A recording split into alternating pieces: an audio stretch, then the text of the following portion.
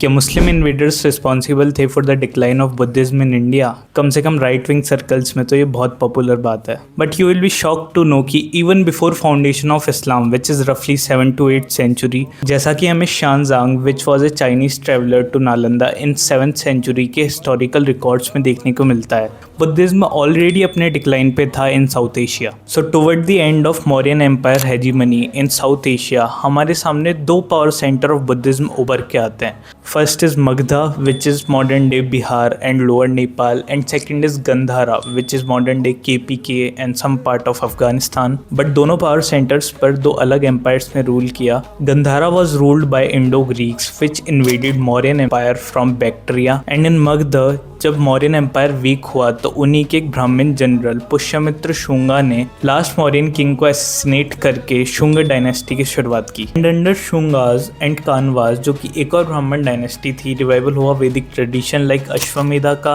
और वैदिक religion like Shaivism और वैष्णविज्म का। लेकिन कुछ ancient Buddhist texts like Divyavadana और more specifically Ashokavadana refer करते हैं पुष्यमित्र शुंगा के रूल को वेरी हॉस्टाइल टुवर्ड बुद्धिज्म, जिसने बुद्धिस्ट मॉन्क्स को परसिक्यूट किया और 84,000 स्तूपास को डिस्ट्रॉय किया which was build under Ashoka's period. और इन्हीं क्लेम्स को सपोर्ट करते हुए ब्रिटिश ऑथर E.J. रेप्सन लिखते हैं कि पुष्यमित्र शुंगा ने 3 टाइम डिस्ट्रॉय करने की कोशिश की कुकुतराम विहार को विच was build by Ashoka, but वो तीनों बार अनसक्सेसफुल रहा। फिर उसने बुद्धिस्ट मॉन्क को सकलब, मॉडर्न डे सिलाकोट वगैरह तक चेस किया और अनाउंस किया कि जो भी मुझे एक बुद्धिस्ट मॉन्क का हेड ला के देगा उसे मैं 100 कॉइन से रिवॉर्ड करूंगा। लेकिन कई और author like Etienne Lamotte and Vincent Arthur King ने इन क्लेम्स को रिफ्यूट करते हुए गलत ठहराया। लमोट अपनी book History of Indian Buddhism के द परसिक्यूशन ऑफ पुष्यमित्र वाले सेक्शन में हर अवेलेबल सोर्स को रेफर करते हुए लास्ट में एक वर्डिक्ट सुनाते हैं, एग्जैक्टली कोटिंग हिम, टू जज from the documents Pushyamitra must be acquitted through the lack of proof. और आगे लिखते हैं कि बुद्धिस्ट को वो रॉयल फेवर्स नहीं मिले जो उन्हें मौर्यन एम्पायर के टाइम पे मिला करते थे, इसलिए उन्हें फील हुआ कि वो परसिक्यूट हो रहे हैं, बट नॉट नेसेसरीली कि वो फिजिकली परसिक्यूट हो रहे थे। जो भी हिस्टोरिकली सच हो, बट ये एविडेंट है कि under Shunga dynasty this was only the start of decline of Buddhism in the east. Follow for part 2।